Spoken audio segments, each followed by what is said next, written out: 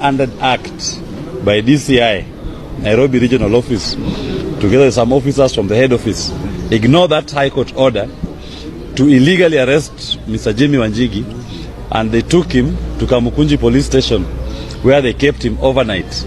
They thought that that was going to be punishment for Mr. Wanjigi. What they do not know, Kamukunji is home. The late Maina Wanjigi was the second member of parliament for Kamukunji constituency. If they thought they will break my client's spirit, he is stronger than he was even when he went in there. Yes. All that they did was just to demonstrate to all Kenyans their disregard for the rule of law. As I told the officers yesterday, when you are ignoring court orders, when you are ignoring judicial processes, where do you think you will take Mr. Wanjigi ultimately? It all ends up in court. They brought him to court today. After all that high drama, it ended up in court today, and Mr. Wanjigi was invited, together with his aide, Mr. Kibe, to take a plea on trumped-up charges. Trumped-up charges relating to grenades, which we don't know who came up with. We know it came from the police, and the police who planted them. They are trying to fix it, that Mr. Wanjigi had grenades in his home. The second charge they were raising in respect to firearms, that he has firearms without a firearms certificate. The High Court of Kenya had reinstated Mr. Wanjigi's firearms certificate and had ordered the Firearms Licensing Board to obey that order and reinstate that certificate and honor it. They have refused, and they are purporting to have revoked it afresh. The High Court also had equally ordered DCI and DPP and IG to return Mr. Wanjigi's lawfully licensed firearms. Which court order, I was reminding the court today, DCI Kinoti refused to honor. That is why he has a sentence hanging over his neck today. 4 months imprisonment. He is begging for his life. He is begging for his liberty. That which he denied Mr. Wanjigi when he was in office. Those firearms were returned by Mr. Min. We don't know how again the same DCI turns around to want to charge Mr. Wanjigi for being in possession of illegal firearms, which were issued to him after a protracted court battle that led to the conviction of George Kinoti, who is now crying wherever he is for freedom. He thought he was denying Wanjigi's freedom. He is the one now crying for his freedom. Wanjigi is here, free like a bird. Even these officers being misused. Your time will come. You will cry like George Kinoti for freedom, and I will be there to oversee the process. That is what I specialize in as a lawyer. My duty is to hold you accountable. And I have time. I swim in the lake. I'm like a fish in a water. We come to court.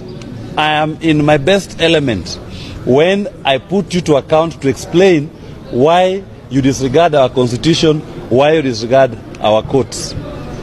Those officers who are being misused, please, take your time and understand our constitution. Understand the times we are in. Do not allow yourself to be misused to pursue political scores. As I told William Ruto yesterday, Jimmy is here. If you want a political battle with him, don't involve innocent police officers. Take on him head on. Let's have a debate. Debate him on the issues that he's been educating Kenyans on. The issue of economy, the issue of debt, the issue of how you are taking odious debt in the name of the people of Kenya, the issue of how our youths are unemployed, how our people are hopeless, how you led to a collapse of our healthcare system. Those are the things that Jimmy Wanjigi will wish to debate with you, and Kenyans will make their decision based on who has the best ideas for this country. That decision will not be made in the courtrooms. You are wasting our time and wasting everybody's time by when you keep invading Jimmy's home and you keep dragging him to these courts on trumped-up charges. Face your equal. Deal with him as your equal. Leave the innocents. If you fear him, then say so.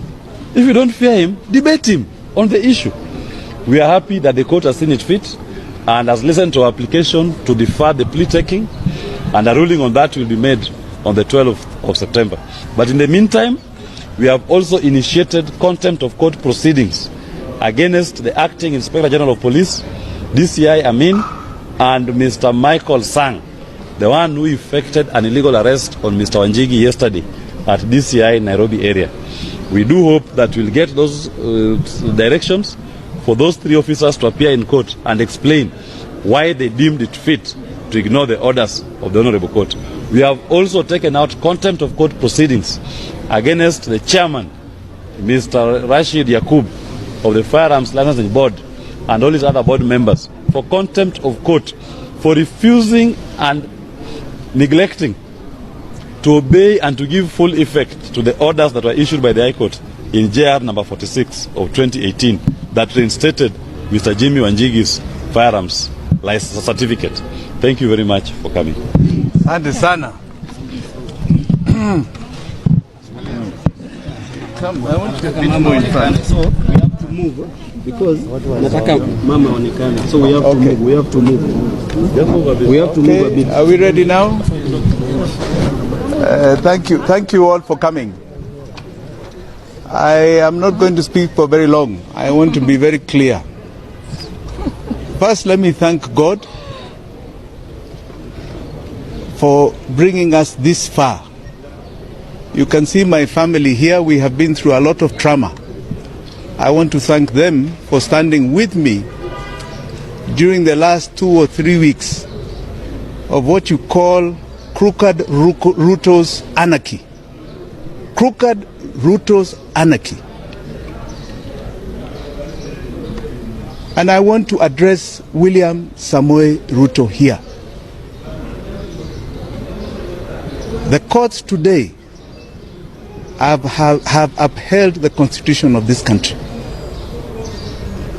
And you seem to be trying to live in an era that has long passed. William Ruto, why do you fear me? If you fear me, be a man. Come and deal with me properly. Kiwanjani ya siasa. Not in my home, terrorizing my family, and not in these courts with trumped up charges. You are afraid that we are redefining the politics of this nation. We are moving away from a myopic tribe and region. Your useless kutenga and lies. We have now moved to the realm of the truth and issue-oriented politics, based primarily today on the economy of Kenya. Debate me on the economy. Don't try and create criminality in your muck. I'm not going to join your pigsty. It is a pigsty. William Ruto, know today I am coming for you because I believe Ruto must go. Asante sana.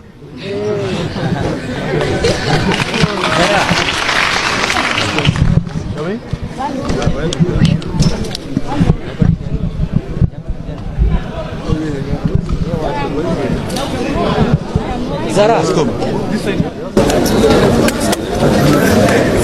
Nataka kumkimbiza na mumkimbiza.